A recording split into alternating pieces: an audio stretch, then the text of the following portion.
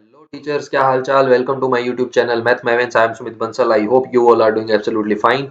जैसा कि आप सबको पता है, हमारी बहुत ही शानदार जानदार गजब की प्लेलिस्ट चल रही है। Concept, function and principle of education management, शैक्षिक प्रबंधन, स्कूल व्याख्याता, आपका चैप्टर 1 कंप्लीट करने जा रहे हैं। और इसके साथ साथ आप लोगों का बहुत बहुत बहुत मैं थैंकफुल हूँ। मैंने आपको ये चीज़ हर वीडियो में बोली है, बहुत ही ज़्यादा प्यार आप लोगों ने दिया है। मुझे भी मज़ा आ गया, मोटिवेशन मिलता है ऐसी करने के लिए और वीडियो बनाने के लिए। ठीक है, तो चैप्टर हमारा है फर्स्ट। चैप्टर फर्स्ट है आज। ये इस चैप्टर की क्लास होने वाली है फोर्थ। मैंने आपको पहले ही बोला था चैप्टर 1 जो है ना आपका, ये थोड़ा सा बड़ा है। कॉन्सेप्ट मैं कोई छोड़ना नहीं चाहता, कचरा मैं करवाना नहीं चाहता, एकदम शानदार कंटेंट मैं आपको देना चाहता हूँ। वीडियो भले ही वो 1 घंटे से ऊपर की बने, चाहे वो 20 मिनट की बने, जितनी भी बने एकदम टू द पॉइंट काम होना चाहिए। ये मेरा हमेशा कोशिश रहती है ना।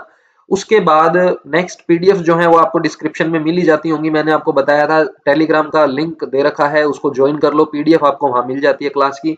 बढ़िया उसका रिवीजन करते रहो और क्लास को देखते रहो। ठीक है, आज ये क्लास लास्ट होने वाली है इस चैप्टर की। आगे के जो चैप्टर्स है ना, उनकी मैक्स टू मैक्स आपको दो दो क्लासें ही मिलेगी, क्योंकि उनमें फिर टॉपिक्स बहुत छोटे छोटे हैं और चीजें बहुत ज्यादा होती नहीं है। तो दो क्लास का भी मतलब है, 60 क्वेश्चन, 30 के सेट मैंने बनाए हैं। मैंने आपको पहले ही बोल दिया।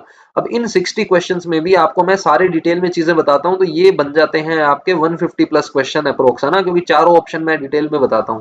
तो स्टार्ट करते हैं, चलो बिना किसी बकवास के 91 नंबर क्वेश्चन पे स्टार्ट करते हैं। अब आज की जो क्लास है वो थोड़ी सी आपका एक तरीके से समझ सकते हो कि टेस्ट है, क्योंकि ज्यादातर क्वेश्चन मैंने इसमें रिपीट आपको करवाए हैं और कॉन्सेप्ट कुछ नए भी मैंने इसमें डाले हैं। जैसे आयोग है, समितियां हैं, एनईपी है, एनसीएफ है, ये सारी चीजें हमारी रह गई थी अभी तक 3 क्लासेस में, उनका नंबर नहीं लगा। तो इस क्लास में वो बहुत ही शानदार चीज होने वाली है।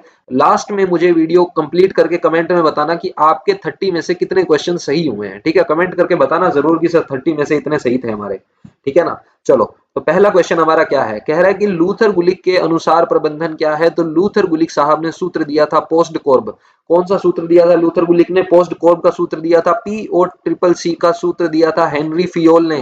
किसने दिया था? हेनरी फियोल ने। हेनरी फियोल की जो बुक है आपकी, वो है papers on the general and industrial management. और लूथर गुलिक की जो बुक है वो है papers on the science of administration, 1937।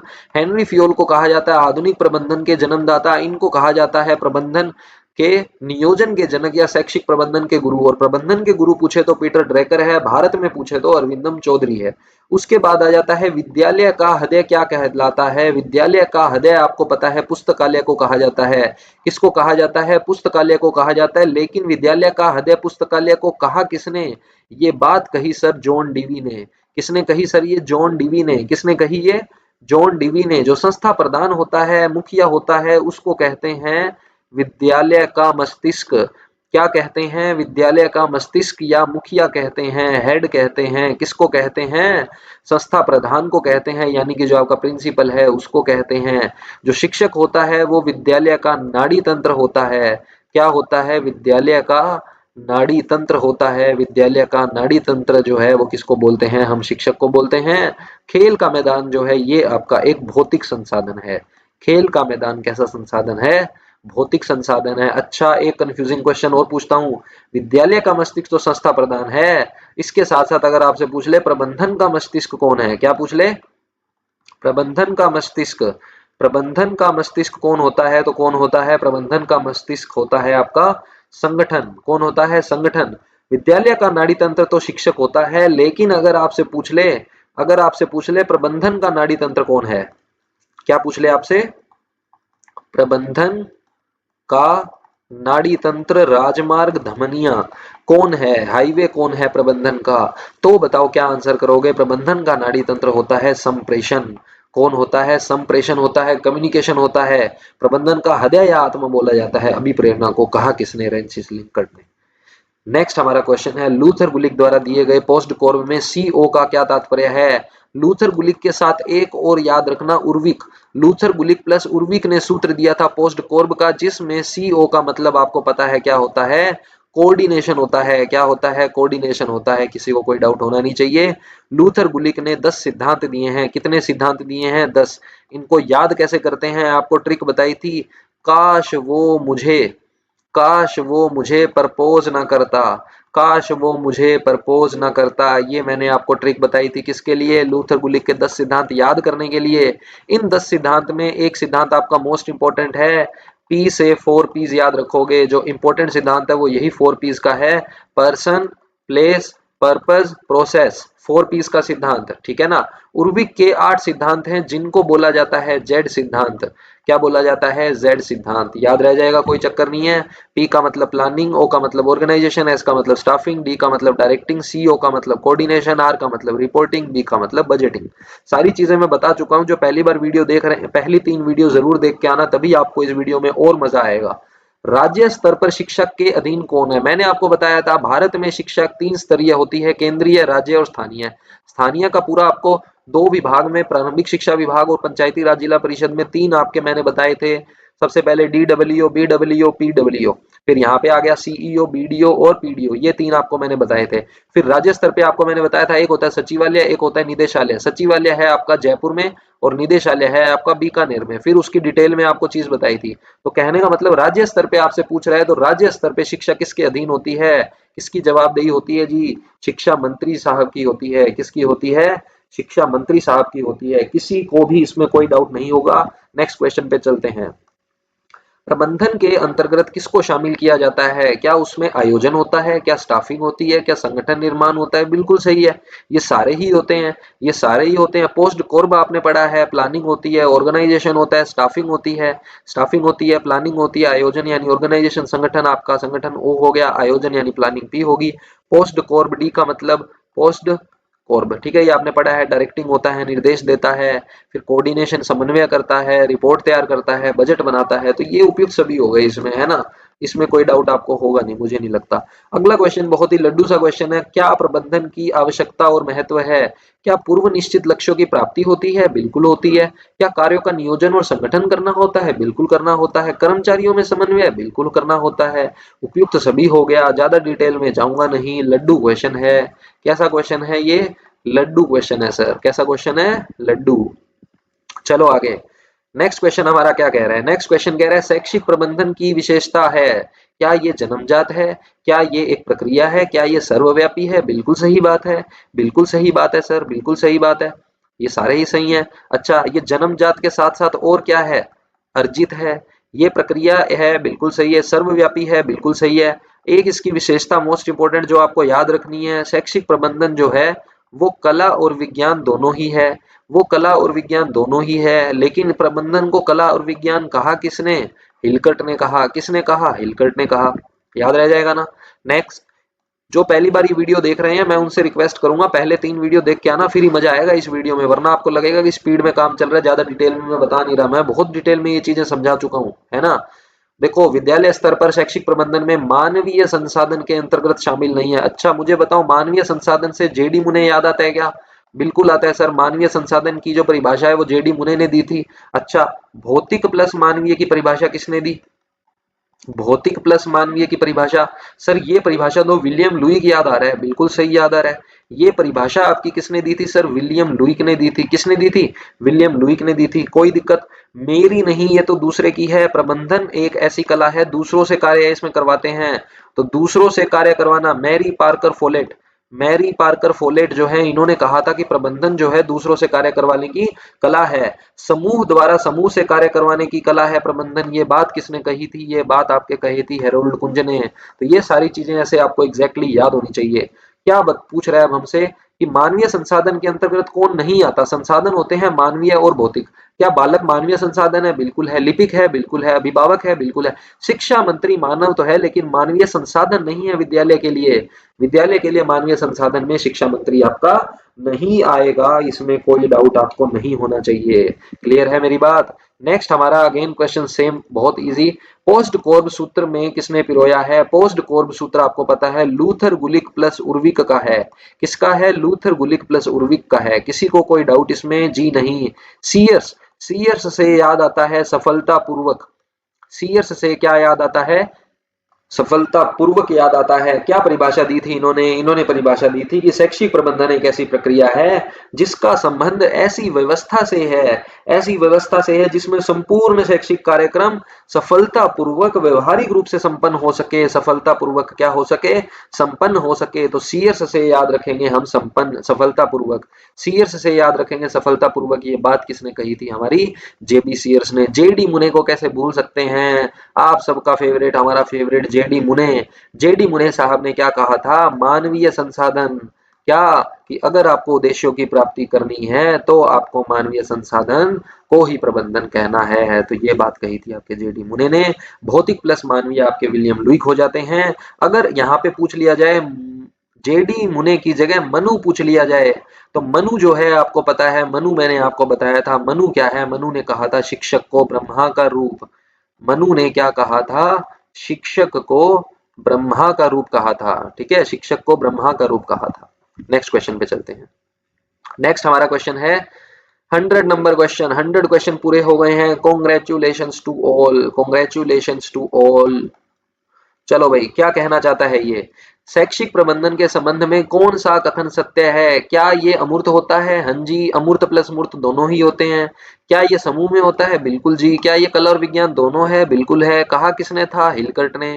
किसने कहा था? हिलकर्ट ने। तो क्या इसमें सभी सही हैं? बिल्कुल है सर। कोई डाउट किसी को इसमें? जी है ही नहीं, हो ही नहीं सकता। नेक्स्ट, प्रभावी नियंत्रण। प्रभावी नियंत्रण के लिए क्या आवश्यक है? बताओ। कार्य नियोजन के अनुसार किया जाए। बिल्कुल सही। विचलन की दिशा में सुधारात्मक कार्यवाही की जाए। बिल्कुल सही। टोटल क्वालिटी एजुकेशन जब मैं आपको पढ़ाऊंगा, मैनेजमेंट पढ़ाऊंगा, उसके अंदर आगे हम पढ़ेंगे सुधारात्मक कार्यवाही करनी होती है। ठीक है। क्रिटिसिज्म जो है वो कंस्ट्रक्टिव होना चाहिए, कंस्ट्रक्टिव फीडबैक होना चाहिए, समय समय पर रिपोर्टिंग हो। बिल्कुल सही बात है। ये सारी ही बातें सही है। ये एक जनरल बेसिक क्वेश्चन है। जो मैनेजमेंट नहीं पढ़ के जाते वो भी इस क्वेश्चन को सही करके आते हैं, क्योंकि ये क्वेश्चन है आपका लड्डू क्वेश्चन। क्या क्वेश्चन है? लड्डू क्वेश्चन। चलें आगे। नेक्स्ट हमें कह रहा है विद्यालय का स्पार्क प्लग किसे कहा जाता है? आपको पता है विद्यालय का स्पार्क प्लग झटका कब लगता है हमें? जब हम समय सारणी टाइम टेबल को देखते हैं। और इस विद्यालय का स्पार्क प्लग समय सारणी को कहा किसने है? अगर आपसे पूछ ले कहा किसने है सर? ये आपका कहा है सर प्रोफेसर बीसी राय ने कहा है। किसने कहा है? प्रोफेसर बीसी राय ने। जब आपको स्पार्क लगता है, झटका लगता है, तो मुंह से निकलता है अरे बीसी, यानी कि प्रोफेसर बीसी राय आपको याद हो जाएगा। ठीक है, जस्ट एक याद करवाने की चीज है, बस ज्यादा इसको सीरियसली मत लेना। विद्यालय का स्पार्क प्लग समय सारणी को कहा जाता है प्रोफेसर बीसी ने। अच्छा, बच्चों का उद्यान। अगर पूछ लिया जाए बच्चों का उद्यान, साइको में भी आप पढ़ते हो, बच्चों का उद्यान किसने कहा? विद्यालय को। कहा किसको जाता है? विद्यालय को कहा जाता है। लेकिन कहा किसने? ये सर आपके फ्रोबेल ने कहा था। किसने कहा था? फ्रोबेल ने कहा था। अब इसमें पूछा क्या था? स्पार्क प्लग किसे कहा जाता है? समय सारणी को कहा जाता है। किसे कहा जाता है? समय सारणी को कहा जाता है। फर्नीचर, श्यामपट और विद्यालय भवन ये सब तो भौतिक संसाधन होते हैं सर। कैसे संसाधन होते हैं? भौतिक संसाधन होते हैं। किसी को कोई डाउट इसमें हो ही नहीं सकता। श्यामपट के जनक कौन है? श्यामपट जो है ब्लैक बोर्ड आप यूज करते हो, उसके जनक बताओ तो माने। इसके जनक बताओ तो माने। इसके जनक आपके दो लोग याद रखने हैं। जनक आपको पट से मैंने बताया था जेम्स पिलांस। क्या याद रखोगे? जेम्स पिलांस। पट से ये क्या याद रखना है? पिलांस, जेम्स पिलांस। और दूसरा है आपका विलियम जेम्स। याद रह जाएगा। वर्तमान सरकारी विद्यालयों में कैसे बोर्ड हैं आपसे पूछ ले तो ग्रीन बोर्ड होते हैं सर। क्या होते हैं? ग्रीन बोर्ड होते हैं। ज्यादा ही गंदा लिख दिया, सही कर देते हैं। ग्रीन बोर्ड होते हैं। वर्तमान सरकारी विद्यालयों में क्या है? ग्रीन बोर्ड है। अध्यापक और बोर्ड के बीच में कितने डिग्री का कोण होता है सर? 45 डिग्री का कोण होता है। याद रह जाएगा। बिल्कुल सर। अगला प्रश्न, प्रबंधन प्रक्रिया का सूत्र पीओ ट्रिपल सी किसने दिया? आपके हेनरी फियोल साहब ने दिया था। किसने दिया था? हेनरी फियोल ने पीओ ट्रिपल सी के 5 भाग बताए हैं। सिद्धांत इन्होंने कितने दिए हैं? 14 सिद्धांत दिए हैं, जिसको हमने ट्रिक से याद किया था। काश वो मुझसे प्यार करती, काश वो मुझसे प्यार करती। 14 सिद्धांत हमने इस ट्रिक से याद कर लिए थे। जिनको नहीं पता वो अपनी पहले वाली वीडियोस देखना, आपको पता चलेगा। इन 14 सिद्धांतों को कहा जाता है प्रशासन के सिद्धांत। क्या कहा जाता है? प्रशासन के सिद्धांत। या इनको क्या बोल सकते हैं आप? प्रबंधन के सिद्धांत। क्या बोल सकते हैं? प्रबंधन के सिद्धांत। कोई डाउट किसी को? अच्छा, पिट्समैन, पिट्समैन, पिट्समैन से क्या याद आता है? उत्तम पुस्तकालय ही उत्तम विद्यालय की पहचान है। पिट्समैन ने कहा था उत्तम पुस्तकालय ही उत्तम विद्यालय की पहचान है। उत्तम पुस्तकालय ही उत्तम विद्यालय की पहचान है। किसी को डाउट इसमें? किसी का कोई डाउट इसमें नहीं है? रायबर्न, रायबर्न, बर्न, जलना, लोग आपसे कब जलेंगे? जब आप प्रधानाध्यापक बन जाओगे और आपका दृढ़ जो है चरित्र हो जाएगा, सॉलिड पर्सनैलिटी हो जाएगी। अध्यापक जो है, प्रधानाध्यापक का दृढ़ चरित्र होना चाहिए। ये बात किसने कही थी? रायबर्न ने। याद रह जाएगा, कोई दिक्कत इसमें नहीं है। आगे चलते हैं। प्रबंधन गुरु की संज्ञा किसे दी जाती है? तो आप सबको पता है, ये कहा जाता है पीटर ड्रेकर को। किसे कहा जाता है? पीटर ड्रेकर को क्या कहा जाता है? प्रबंधन गुरु की संज्ञा दी जाती है। प्रबंधन गुरु की संज्ञा किसको दी जाती है? जल्दी से बता दो। पीटर ड्रेकर को। लेकिन अगर आपसे पूछ लिया जाए शैक्षिक प्रबंधन का गुरु, प्रबंधन का गुरु तो है पीटर ड्रेकर, लेकिन शैक्षिक प्रबंधन आ जाए, एजुकेशनल मैनेजमेंट आ जाए, यानी कि मैनेजमेंट का जो गुरु है वो तो पीटर ड्रेकर है, लेकिन एजुकेशनल मैनेजमेंट जो कि हमारा टॉपिक है, शैक्षिक प्रबंधन का गुरु, ये फिर कौन होगा? ये सर आपके होंगे लूथर गुलिक साहब। कौन होंगे? लूथर गुलिक साहब। लूथर गुलिक को तो सर कुछ और भी कहते हैं। क्या कहते हैं? लूथर गुलिक को तो प्रबंधन के नियोजन का जनक भी कहा जाता है। क्या कहा जाता है? प्रबंधन के नियोजन का जनक कहा जाता है ना। बिल्कुल। किथ डेविस, किथ डेविस याद आ रहा है ना? किथ डेविस के बारे में सर आपने एक बात बताई थी। किथ डेविस के बारे में आपने कहा था विकेंद्रीकरण जो है किसी भी संस्था की छोटी से छोटी इकाई जहां तक व्यवहारिक हो, ये स्टेटमेंट किसने दिया था? किथ डेविस ने दिया था। ठीक है। लिंकट, रेंसिस लिंकट, रेंसिस लिंकट याद है ना सबको? रेंसिस लिंकट ने क्या कहा था? रेंसिस लिंकट ने क्या कहा था? जल्दी से मुझे बता दो, कौन मुझे बताएगा? प्रबंधन का हृदय, रेंसिस लिंकट ने बात की थी किसकी? प्रबंधन के हृदय की। प्रबंधन का हृदय या आत्मा, पहले तो बताओ प्रबंधन का हृदय या आत्मा कहते किसको हैं? प्रबंधन का हृदय या प्रबंधन की आत्मा अगर पूछ ली जाए तो किसको कहते हैं? अभिप्रेरणा को। ये सारी चीजें मैं आपको ऑलरेडी बता चुका हूं, जस्ट आपका रिवीजन करवा रहा हूं। तो ये बात किसने बोली थी अभिप्रेरणा वाली? ये बात आपकी बोली थी रेंसिस लिंकट साहब ने। किन्होंने बोली थी? रेंसिस लिंकट ने। याद रह जाएगा, कोई चक्कर नहीं है। आगे चलते हैं। प्रधानाध्यापक की भूमिका विद्यालय में क्या होती है? जी सर, प्रधानाध्यापक की भूमिका कप्तान, मुखिया और सेनापति सभी की होती है। किसी को इसमें डाउट होना नहीं चाहिए। बिल्कुल ही लड्डू क्वेश्चन था, बिल्कुल ही लड्डू क्वेश्चन था। नेक्स्ट। नेक्स्ट हमारा है 106 नंबर क्वेश्चन। वर्तमान में शिक्षा जो है किसका विषय शामिल है? शिक्षा का विषय किसमें शामिल है? तो आपको पता है शिक्षा का विषय जो है, पहले जो है शिक्षा, ये आपकी राज्य सूची का विषय था। पहले जो है शिक्षा राज्य सूची का विषय था। उसके बाद हुआ आपका 42वां संविधान संशोधन। 42वां संविधान संशोधन 1976। तो 1975 से पहले तो क्या था? राज्य सूची का। 1975 के बाद आपका ये बन गया किसका? समवर्ती सूची का विषय। किसका बन गया? समवर्ती सूची का विषय बन गया। कौन? शिक्षा। तीन सूचियां आपके होती है, आप सभी को पता है, संघ सूची, राज्य सूची, समवर्ती सूची। समवर्ती सूची में क्या है आपके? दोनों ही आ जाते हैं, दोनों के डिसीजन से काम होता है। समवर्ती सूची आपको याद रखनी है। ऑप्शन सी जो है इसका करेक्ट होगा। आगे चलते हैं। भारत का भविष्य उसकी कक्षाओं में निर्मित हो रहा है। भारत का भविष्य उसकी कक्षाओं में निर्मित हो रहा है, ये बात किसने कही थी? मैंने आपको बताया था कक्षाओं से याद रखना है हमें कोठारी आयोग। क्या याद रखना है? कोठारी आयोग। तो इसका जो ऑप्शन है वो सही हो जाएगा आपका कोठारी आयोग, सीधा सीधा। ठीक है। अच्छा, अब ये मुदालियर आयोग, यशपाल आयोग, यशपाल समिति, राधा कृष्णन आयोग, क्या इन सबको डिटेल में पढ़ा दूं? क्या क्या इन सबको भी डिटेल में पढ़ा दूं? क्या हाँ या ना कर देना। क्या इन सबको भी डिटेल में बता दूं? चलो ठीक है, बता देते हैं। आपका हुक्म सर आंखों पर। चलो भी आ जाओ, तैयार हो जाओ। इतना खतरनाक समझाऊंगा ना, इतना खतरनाक समझाऊंगा, तुम कहोगे वास्तव में गुरुजी मजा आ गया यार। देखो भैया, हम स्टार्ट कर लेते हैं एकदम जीरो से। एकदम जीरो से स्टार्ट कर लेते हैं। मैं यहाँ पे आपको स्टार्ट करवा देता हूँ स्वतंत्रता से। स्वतंत्रता के बाद भारत में शिक्षा कैसे रही? ठीक है, हम यहीं से स्टार्ट करते हैं। तो मैंने यहां लिख दिया है स्वतंत्रता, स्वतंत्रता के पश्चात भारत में शिक्षा।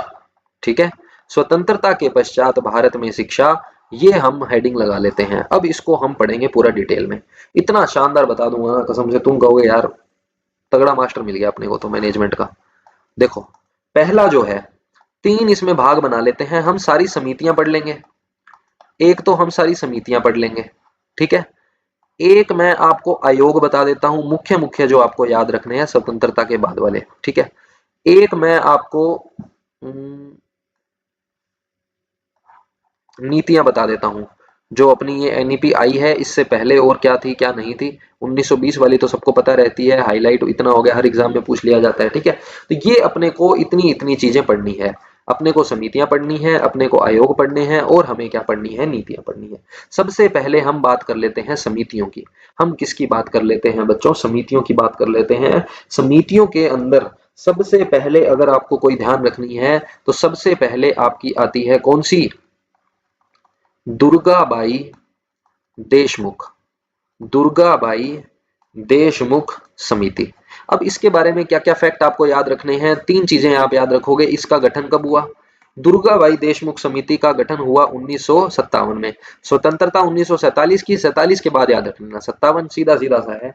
अच्छा, 57 में इनका गठन हुआ, लेकिन इन्होंने रिपोर्ट जो है अपनी दी थी 2 साल बाद, यानी कि 1559 में, 1959 में। अगर इन्होंने पूछा जाए मुख्य काम क्या किया, इस समिति का मुख्य काम था स्त्री शिक्षा पे जोर देना।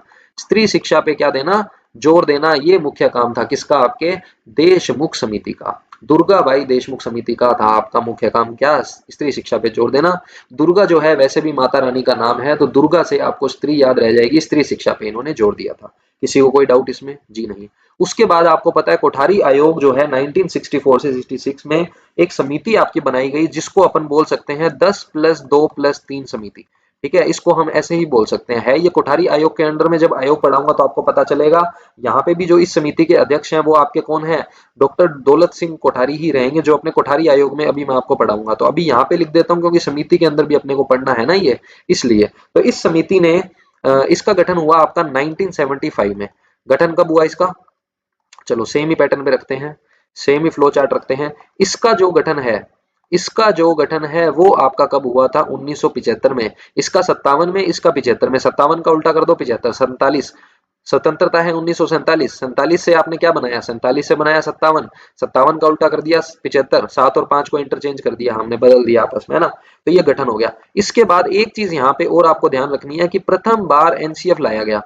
प्रथम बार एनसीएफ जो है वो असफल हुआ आपका। प्रथम बार एनसीएफ जो आया यहाँ पे वो असफल हुआ। प्रथम बार एनसीएफ, इंपॉर्टेंट ये है कि ये असफल हुआ। अब असफल क्यों हुआ, क्यों नहीं हुआ, ये मैं थोड़ा सा आपको आगे चल के बताऊंगा। अभी आपको बस इतना ध्यान रखना है, प्रथम एनसीएफ। एनसीएफ का मतलब क्या होता है, एनसीएफ का मतलब होता है आपका national curriculum framework.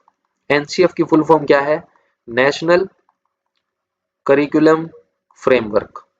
National curriculum framework, ठीक है। ये आपकी हो गई। उसके बाद जगह चाहिए मुझे, थोड़ी जगह बनाते हैं। चलो जी, थोड़ा सा स्पेस बना लिया है मैंने यहाँ पे, ठीक है। चार्ट थोड़ा बड़ा हो जाएगा तो मेरे को स्क्रॉल करना ही पड़ेगा। स्क्रीनशॉट आपको 2 पार्ट्स में लेना पड़ेगा। पीडीएफ बाकी मैं आपको दे दूंगा।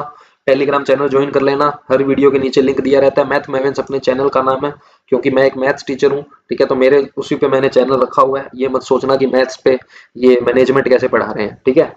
तो अब अगली समिति अपने को करनी है, वो है आपकी इंपॉर्टेंट यशपाल समिति। ये आपने पढ़ी ही होगी। यशपाल समिति के बारे में आपको ऑलरेडी बहुत से फैक्ट पता होंगे, बाकी मैं बता देता हूं, चलो रिवाइज करवा ही देते हैं। यशपाल समिति का गठन आपका हुआ था 1992 में। 1992 में इनका गठन हुआ। रिपोर्ट जो है इन्होंने अपनी दे दी थी जल्दी ही, ठीक है। दुर्गाबाई वाली जो थी उसमें तो 2 साल लगे, लेकिन इन्होंने अपनी रिपोर्ट जो है जल्दी पेश कर दी थी, एक ही साल में, यानी 1993 में इन्होंने अपनी रिपोर्ट दे दी थी।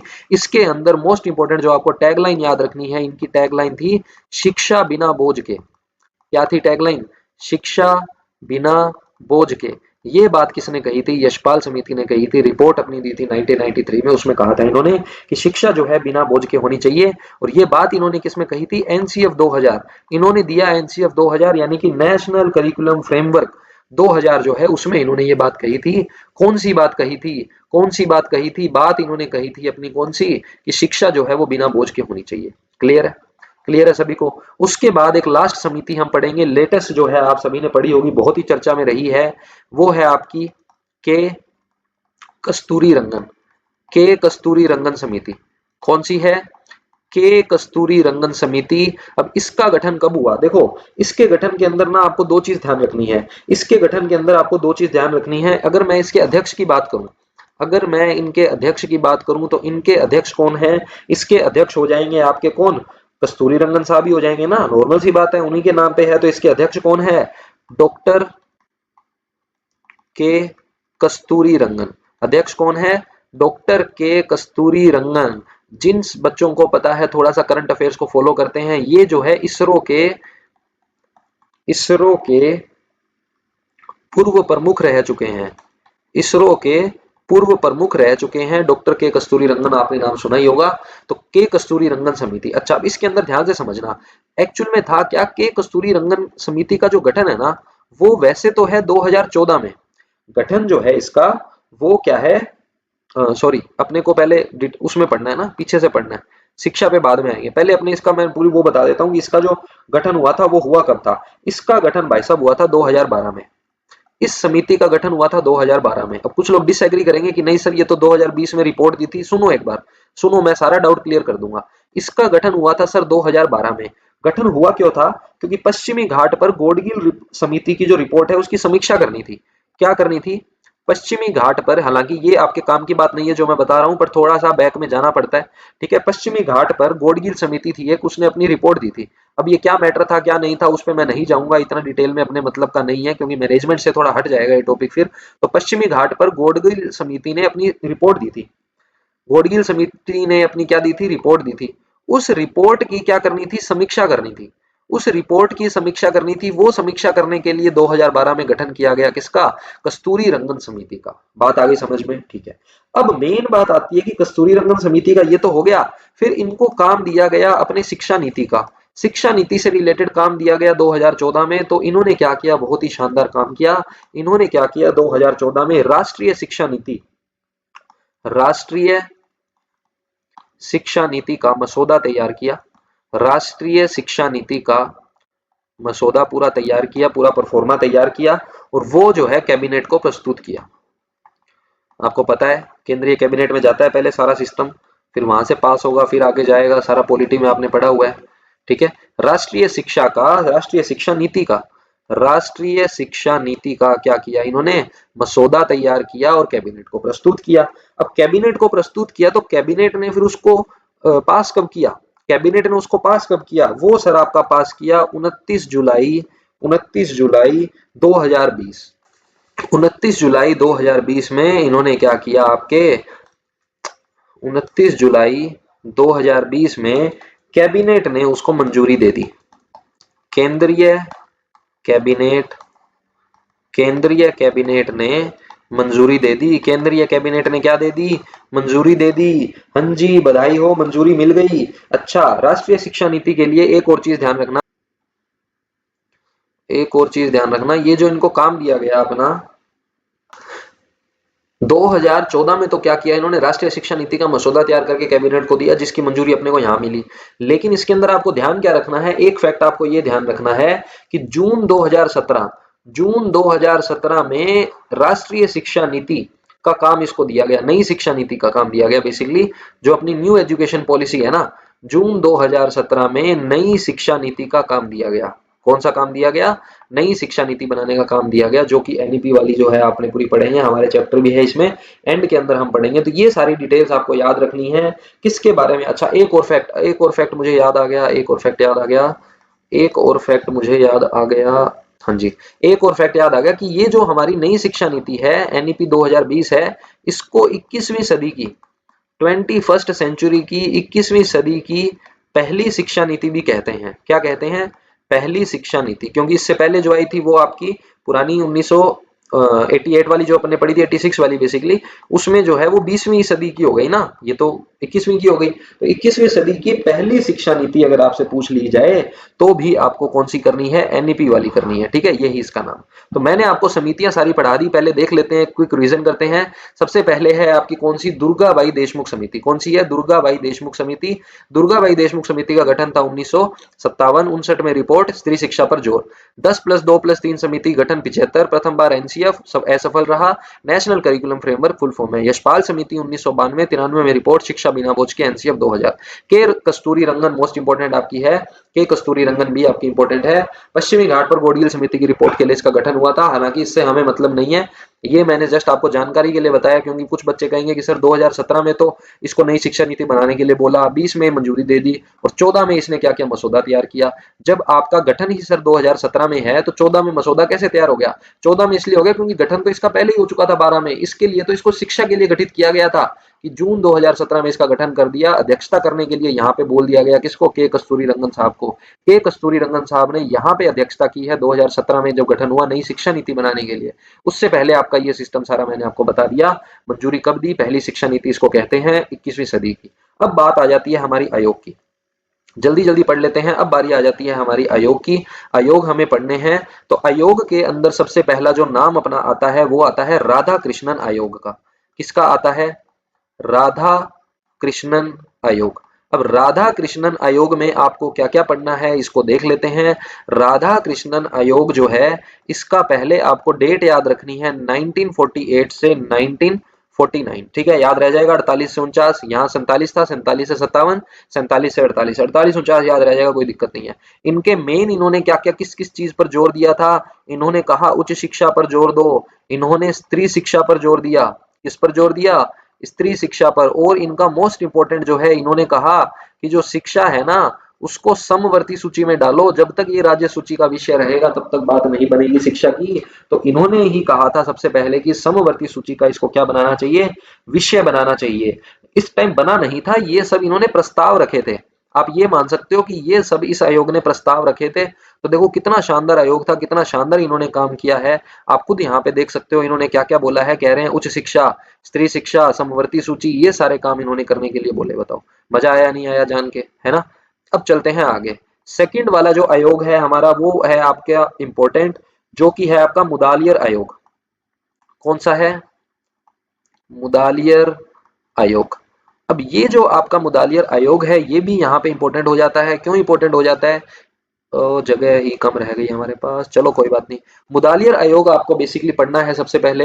मुदालियर आयोग के अंदर आपको क्या बात याद रखनी है, मुदालियर आयोग जो है माध्यमिक शिक्षा में सुधार के लिए बनाया गया। सबसे पहली बात, क्यों बनाया गया, माध्यमिक शिक्षा में सुधार के लिए।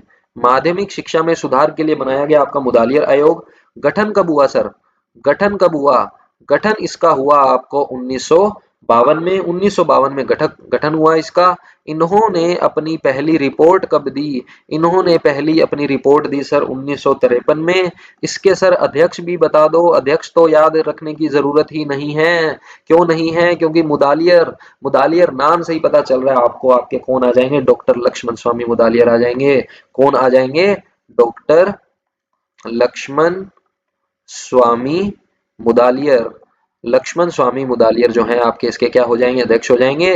रिपोर्ट दी 53 में, गठन हुआ 52 में। माध्यमिक शिक्षा में सुधार के लिए इस आयोग का गठन किया गया था। इस आयोग ने कहा क्या, इस आयोग ने मेन जो आपका जोर दिया ना, वो इन्होंने कहा कि 9th से 12th तक जो है ना, 9th से 12th तक माध्यमिक शिक्षा का जो पाठ्यक्रम है, माध्यमिक शिक्षा का पाठ्यक्रम, उसका मूल्यांकन, उसका मूल्यांकन और जो आपकी बुक्स हैं, ठीक है। अब ये सारे काम मैं आपको बताऊंगा कि प्रिंट कौन करता है, बुक्स पाठ्यक्रम कौन डिसाइड करता है, आगे सारी चीज अपन पढ़ेंगे मैनेजमेंट में, ठीक है। आपको इस चीज की टेंशन लेने की जरूरत नहीं है, ठीक है ना। तो ये सारे काम किसने किए, आपके मुदालियर आयोग ने किए। और क्यों किया गया था गठन, माध्यमिक शिक्षा में सुधार के लिए। किया कब गया था, 52 में। रिपोर्ट कब दी, 53 में। और इन्होंने क्या क्या कहा, माध्यमिक शिक्षा में पाठ्यक्रम मूल्यांकन और टेक्स्ट के लिए इन्होंने क्या किया, सारा काम किया।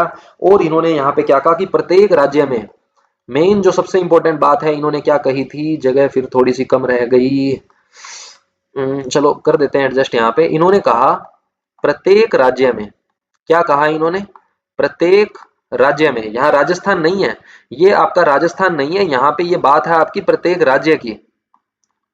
प्रत्येक राज्य में प्रत्येक राज्य में माध्यमिक शिक्षा की सिफारिश की।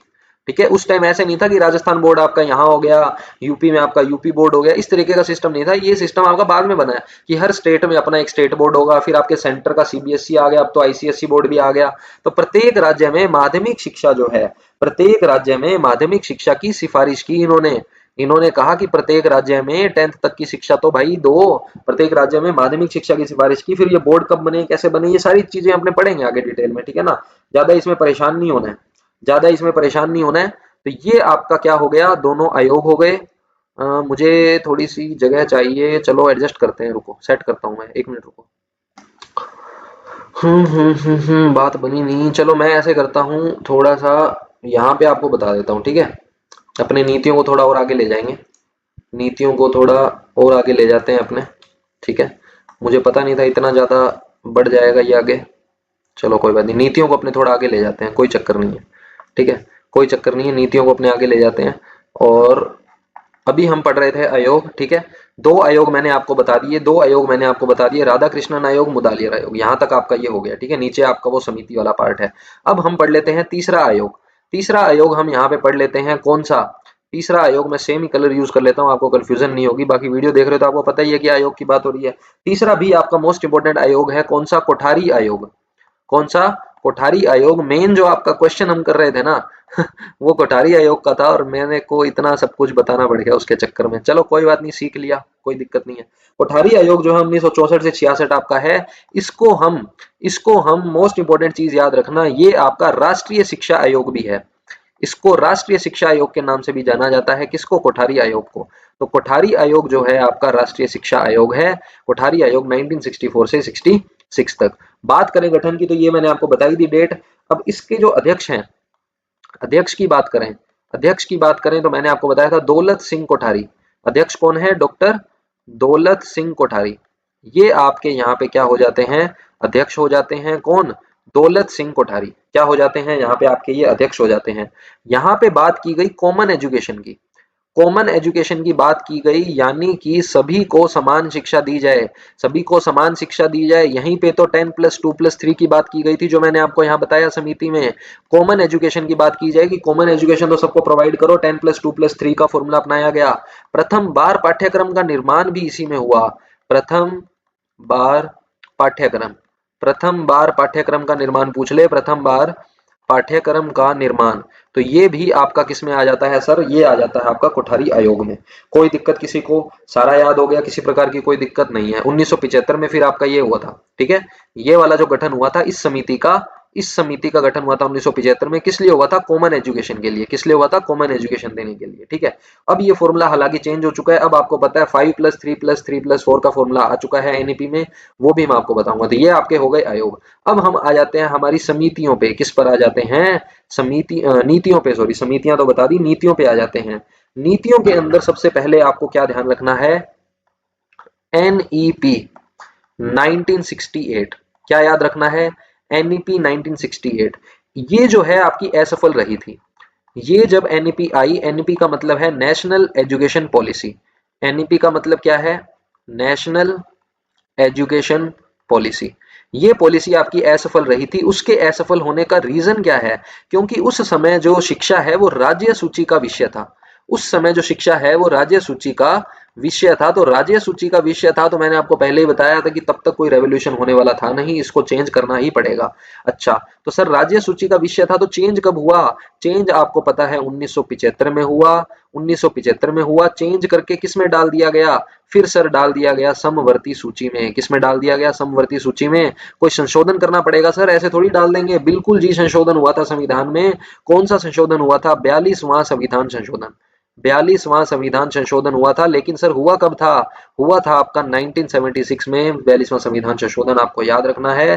किसी प्रकार की इसमें कोई दिक्कत नहीं आएगी, समवर्ती सूची में डाल दिया गया राज्य से उठा के। फेल हो गया था, अकल आ गई, चेंज कर दिया, अच्छी बात है।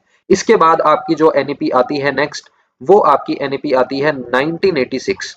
1986 आपकी एनईपी आ जाती है नेक्स्ट वाली। ये एनईपी जो है ये भी अच्छी है। इसके अंदर आपको क्या क्या चीजें याद रखनी है, इसमें आपको 3 फैक्ट याद रखने हैं।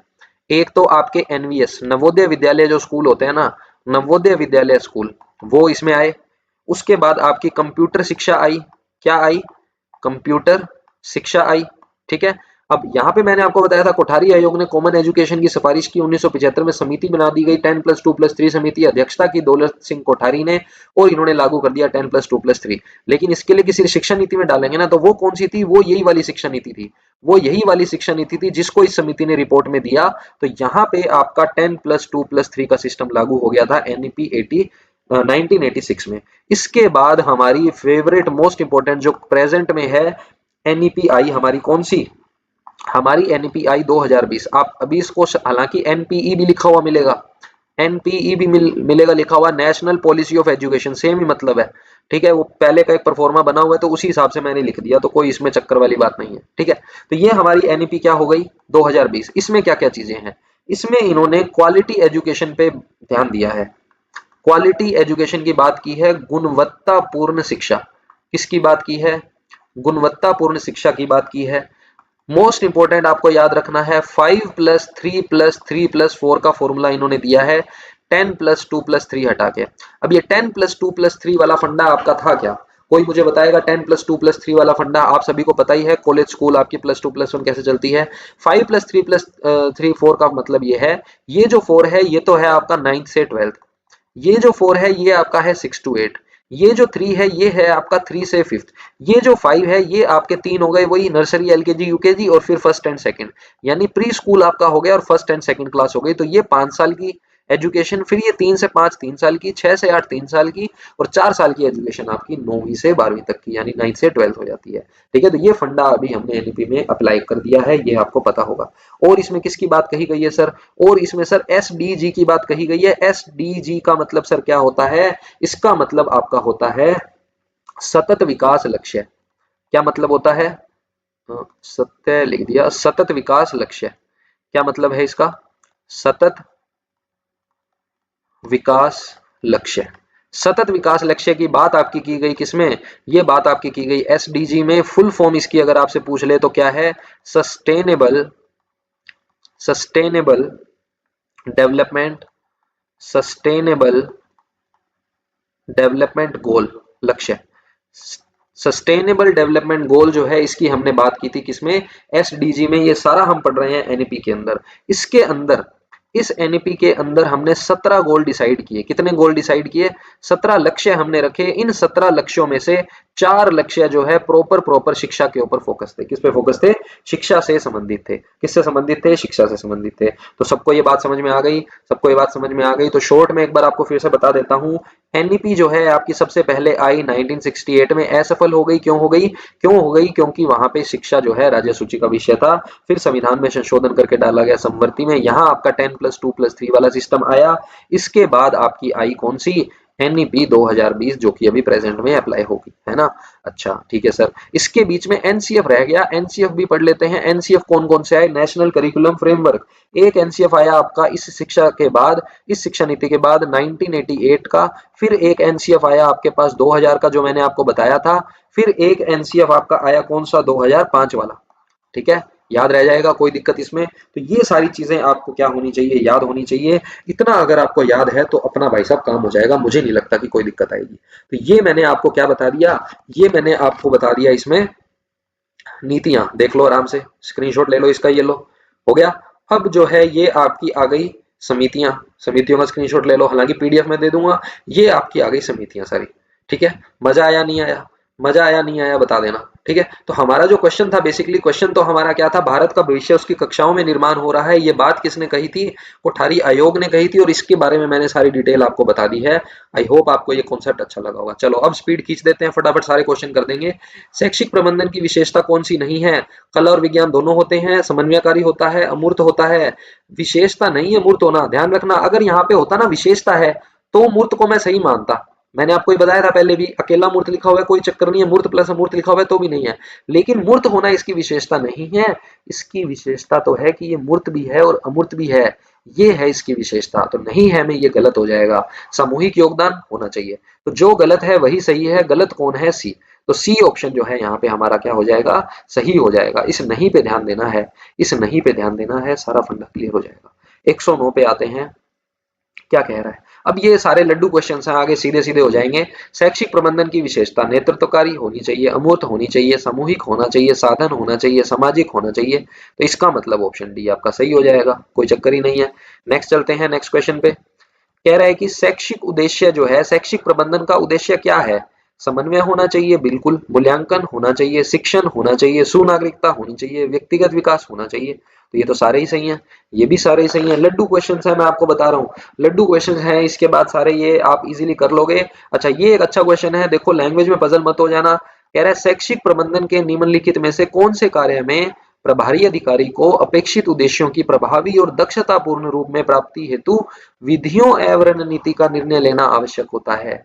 इतना बड़ा क्वेश्चन लिखा है एकदम लड्डू सा, है एकदम लड्डू सा क्वेश्चन। कैसे, ये कह रहा है कि शैक्षिक प्रबंधन जो है ना, उसके कौन से कार्य में, किस कार्य में जो अधिकारी है उसको उद्देश्यों को सोच समझ के सारी रणनीतियों का निर्णय लेना होता है। कौन से ऐसे कार्य होते हैं, अधिकारी किस में निर्णय लेंगे सबसे पहले, तो मुझे बताए कोई फटाफट कि किस में ये निर्णय लेंगे। क्या वो योजना होगा, क्या वो आपका निर्देशन होगा, क्या वो आपका संगठन होगा, या फिर वो आपका क्या होगा, मूल्यांकन होगा। जल्दी से बता दो, क्या वो मूल्यांकन में ऐसा सोचेगा, मूल्यांकन तो लास्ट का स्टेप है। संगठन बनाने के लिए सोचेगा, निर्देशन में या योजना में। सबसे पहला काम होता है योजना बनाना, सबसे पहला काम होता है योजना बनाना। तो जब योजना बनेगी तभी तो वो सारे ये निर्णय लेगा, रणनीतियां बनाएगा, दक्षतापूर्ण प्राप्ति के लिए विधियां बनाएगा। तो योजना के अंदर आपको ध्यान रखना है कि ऐसा होता है। ज्यादा डिटेल में मैं जाऊंगा नहीं, कुछ इसमें खास था नहीं, सीधे सीधे से ये क्वेश्चन है। मेन जो था वो आपको बता दिया, आयोग, समिति और नीतियों वाला। निम्नलिखित में से कौन सा प्रबंधन की एक क्या है विशेषता है। क्या लक्ष्यपरक होता है, हाँ जी। क्या सामाजिक होता है, बिल्कुल। सार्वभौमिक, हाँ जी। सत्तात्मक, बिल्कुल। तो क्या ये सभी सही है, क्या ये सभी सही है, बिल्कुल सही है सर। 112 का आपका डी ऑप्शन सही हो जाएगा, कोई भी इसमें डाउट आपके नहीं होने चाहिए। नेक्स्ट 113 में क्या पूछ रहा है, निम्नलिखित में से कौन सा शैक्षिक प्रबंधन का मुख्य तत्व नहीं है। नहीं है पूछा है, कौन सा तत्व नहीं है। नियोजन है, समन्वय है, संगठन है, ध्रुवीकरण नहीं है। ध्रुवीकरण नहीं है, हमने तो पढ़ा था विकेंद्रीकरण और केंद्रीकरण हमने पढ़ा था, ध्रुवीकरण इसके अंदर जो है आपका नहीं आता। नेक्स्ट करते हैं फटाफट, बस कंप्लीट होने वाली है, आपका ये चैप्टर कंप्लीट हो जाएगा। आप देखो क्या कह रहा है, शैक्षिक प्रबंधन के कार्यों में कौन कौन सम्मिलित है। बजट निर्माण होता है, निर्णय होता है, आलेखन होता है, नियंत्रण होता है, कंट्रोल होता है, रिपोर्टिंग होती है, डिसीजन मेकिंग होती है, निर्णय होता है, बजट निर्माण भी होता है। तो ये तो सारे ही सही हैं, ये तो आपके सर सारे ही सही हैं, इसमें तो कोई डाउट ही नहीं है। चलते हैं आगे। 115 में क्या कह रहा है, निम्नलिखित में से कौन सा हेनरी फियोल द्वारा किए गए कार्यों में शामिल नहीं है। हेनरी फियोल ने सूत्र दिया था पीओ ट्रिपल सी का, planning, organisation, command, control, coordination. संगठन, हाँ जी। बजट, जी नहीं। नियोजन, हाँ जी। समन्वय, हाँ जी। ये जो बजट निर्माण है वो आपका हेनरी फियोल का नहीं है। बजट निर्माण आपका दिया गया था पोस्ट कॉर्प में। किसमें दिया गया था, पोस्ट कॉर्प में आपका दिया गया था, पोस्ट कॉर्प में दिया गया था, जिसमें इस डी का मतलब होता है directing, staffing, organising, planning, coordination, reporting, budgeting. तो बजटिंग जो है इसमें आता है पोस्ट कॉर्प में। दिया किसने था, लूथर, गुलिक व उर्विक ने। किसने दिया था, लूथर, गुलिक व उर्विक ने दिया था। ये सारी चीजें आपको बता चुका हूं ऑलरेडी पहले 3 क्लासेस में, ठीक है। ज्यादा डिटेल में वापस जाऊंगा नहीं, सेम सेम चीज से फिर तुम भी बोर हो जाओगे, अब तो याद हो ही गया होगा। निम्नलिखित में से कौन सा कार्य शैक्षिक प्रबंधन से संबंधित है। क्या विद्यालय संगठन, बिल्कुल सही। गतिविधियां, बिल्कुल सही। प्रणाली नियंत्रण, बिल्कुल सही। तो कोई डाउट नहीं है इसमें, इसमें भी क्या हो जाएंगे, सारे ही सही हो जाएंगे। है किसी को कोई डाउट इसमें, जल्दी से बता दो। चलो आगे फिर, नहीं है तो अब ये क्वेश्चन अच्छा क्वेश्चन है, विद्यालय प्रबंधन के लिए निम्नलिखित में सिद्धांतों में से कौन सा सबसे अधिक उपयुक्त है। क्या सहयोग चाहिए, बिल्कुल चाहिए। समानता, बिल्कुल चाहिए। लचीलापन चाहिए, दृढ़ता नहीं चाहिए सर, दृढ़ता से काम नहीं बनेगा, हमें तो लचीलापन चाहिए, फ्लेक्सिबिलिटी होनी चाहिए, साझा उत्तरदायित्व भी होना चाहिए, कलेक्टिव रिस्पॉन्सिबिलिटी, शेयर्ड रिस्पॉन्सिबिलिटी होगी तभी बात बनेगी। नियत उत्तरदायित्व जो है, नियत उत्तरदायित्व हमें नहीं चाहिए, नियत उत्तरदायित्व नहीं चाहिए, अति संरचना नहीं चाहिए, समानता चाहिए। क्या चाहिए, समानता। तो यहाँ प्रॉब्लम किसने कर दी, बाकी सारी बातें ठीक थी, अति संरचना ने प्रॉब्लम कर दी, इसमें प्रॉब्लम कर दी नियत उत्तरदायित्व ने। तो पहला ऑप्शन ही आपका सबसे ज्यादा सही है। पहले भी इस तरीके का क्वेश्चन मैं आपसे डिस्कस कर चुका हूं, ठीक है। अगला देखो क्या पूछ रहा है, निम्नलिखित में से कौन सा कार्य शैक्षिक प्रबंधन से संबंधित है। क्या विद्यालय संगठन, बिल्कुल। गतिविधियां, बिल्कुल। प्रणाली, ये सेम ही रिपीट हो गया। सेम ही रिपीट हो गया, बिल्कुल सही है ये, सेम सेम रिपीट हो गया, चलो कोई बात नहीं। चलो अगला क्वेश्चन देखो, अगले क्वेश्चन में क्या कह रहा है, अगले क्वेश्चन में हमें क्या कह रहा है, निम्न में से कौन सा, निम्न में से कौन सा आपका एक शिक्षा प्रबंधन अध्यापकों के, शिक्षा प्रबंधन कौन सा सही है, शैक्षिक प्रबंधन अध्यापकों के उन प्रयासों के मॉनिटरिंग की वह प्रक्रिया है जिसके द्वारा वे विद्यार्थियों को इसके योग्य बना सकें, कि किस लिए योग्य बनाते हैं, मतलब लड्डू सा क्वेश्चन है, मैनेजमेंट नहीं भी पढ़ के गया कोई तो सही करेगा। कह रहा है कि विद्यार्थी जो है जीवन में अच्छा व्यवसाय कर सके, बात तो सही है, लेकिन खाली व्यवसाय करने के लिए थोड़ी तैयार करते हैं विद्यालय में, जी नहीं। अच्छे अंक और ग्रेड, ग्रेड से तो कोई मतलब ही नहीं है। ज्ञान प्राप्त कर सके जो उसको पूर्व में प्राप्त नहीं था, कुछ कुछ हद तक ठीक है। देश के उपयोगी नागरिक बन सके, जहां देश की बात आएगी सर्वोपरि होगा, हमें उनको देश के लिए अच्छा नागरिक बनाना है, समाज के लिए वो तरक्की कर पाए, तो मेन जो इसका अच्छा बेस्ट चॉइस है वो आपकी डी रहेगी, डी आपकी बेस्ट चॉइस है। लास्ट क्वेश्चन, लास्ट क्वेश्चन जो है हमारा आ चुका है इस चैप्टर का, प्यार से करेंगे। सामाजिक परिवर्तन के संदर्भ में शैक्षिक प्रबंधन का क्या महत्व है, समाज विशेष का विशेष ज्ञान, मानव संसाधन, नैतिकता, बिल्कुल सही है। इस तरीके के क्वेश्चन तो आप देखते ही सही कर देते हो, बिल्कुल सही क्वेश्चन है। और हमारी यहाँ पे ये जो सीरीज है कंप्लीट होती है ओनली चैप्टर 1 की। चैप्टर 1 थोड़ा बड़ा था, 4 क्लासेस मैंने आपको इसकी दे दी है, क्लास 1 से 4 तक मैं आपको दे चुका हूँ। नेक्स्ट हमारा जो चैप्टर रहेगा, नेक्स्ट चैप्टर हम करेंगे TQM, total quality management in education, TQM in education हम पढ़ेंगे, चैप्टर 2 हमारा। इसकी भी मैं आपको 2 वीडियोस कम से कम दूंगा, 2 वीडियोस दूंगा आपको कम से कम 30 क्वेश्चंस की, बहुत ही शानदार तरीके से बोल बोल के गला बैठ गया मेरा तो, शानदार तरीके से आपको मैं करवाऊंगा, ये मेरी रिस्पॉन्सिबिलिटी है, ठीक है, टेंशन नहीं लेनी, बिल्कुल मजे से करेंगे।